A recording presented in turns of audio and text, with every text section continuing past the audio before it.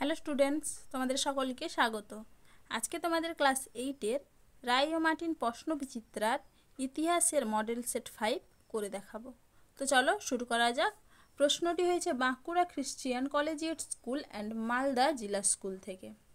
একের দিকে কী বলেছে, সঠিক উত্তরটি বেছে নিয়ে লেখো। একের রায় প্রশ্ন কী আছে, দেওয়ান পদে মুর্শিদ কুলির নিয়োগ পাকাপাকি করে দেন। অপশন এ সম্রাট ঔরঙ্গজেব। এবারে দেখো পরের প্রশ্ন কি আছে, 1744 খ্রিস্টাব্দে মারাঠা আক্রমণের সময়ে আলীবর্দী খান ব্রিটিশ কোম্পানির থেকে দাবি করেন। অপশন বি 30 লক্ষ টাকা। পরের প্রশ্ন কি আছে, আসফ ঝাঁ উপাধি পেয়েছিলেন। অপশন সি নিজামুল মুলক। পরের প্রশ্ন কি আছে, অধীনতামূলক মিত্রতা নীতি প্রবর্তন করেন।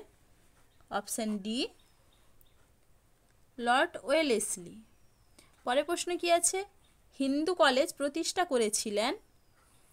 Option C David Hare. পরের প্রশ্ন কি আছে, গভর্নর জেনারেলের কাউন্সিল তৈরি হয়। অপশন এ 4 জন সদস্য নিয়ে। এবার দেখো দুয়ের দায় কি বলেছে, নির্দেশ অনুযায়ী উত্তর দাও। বেসিনের সন্ধি কাদের মধ্যে স্বাক্ষরিত হয়? উত্তর হবে কি 1802 খ্রিস্টাব্দে দ্বিতীয় বাজিরাও ও ইংরেজদের মধ্যে।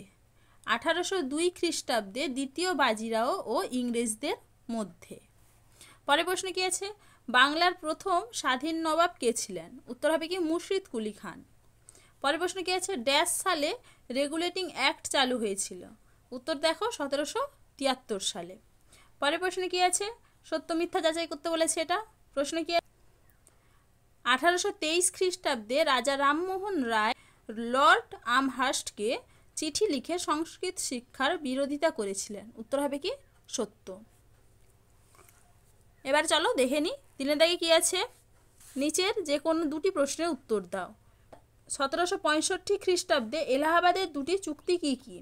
এটা তোমাদের রায় মার্টিন সহায়িকায় 23 নম্বর পেজে 17 নম্বর প্রশ্নের উত্তর দেখবে, সেটা তোমরা পেয়ে যাবে, সেখান থেকে দেখে নিবে।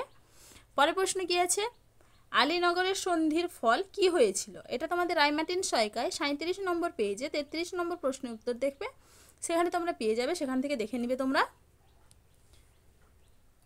পরের প্রশ্ন কি আছে, শ্রীরঙ্গপত্তমের সন্ধি কবে কাদের মধ্যে হয়েছিল? উত্তর হবে কি 1792 খ্রিস্টাব্দে টিপু সুলতান ও ইংরেজ কোম্পানির মধ্যে হয়েছিল। পরের প্রশ্ন কি আছে, 10 সালা বন্দোবস্ত চালু হয় কেন? এটা তোমাদের রায় মার্টিন সহায়িকায় 87 নম্বর পেজে 7 নম্বর প্রশ্নের উত্তর দেখবে, সেখান থেকে তোমরা পেয়ে যাবে, সেখান থেকে দেখে নিবে তোমরা। পরের প্রশ্ন কি আছে, কত সালে কে বাংলার নদীপথগুলি জরিপ করেন? উত্তর হবে কি 1764 খ্রিস্টাব্দে জেমস রেনেল। বুঝতে পারলে? তাহলে দেখো স্টুডেন্টস, এখানে আমি তোমাদের প্রশ্নগুলির উত্তর কত নম্বর পেজে কত নম্বর প্রশ্নের উত্তর সেটা লিখে দিয়েছি, তোমরা একটু দেখে নাও। দেখো তো চলো আজকে এইটুকুই, দেখা হচ্ছে পরের ভিডিওতে।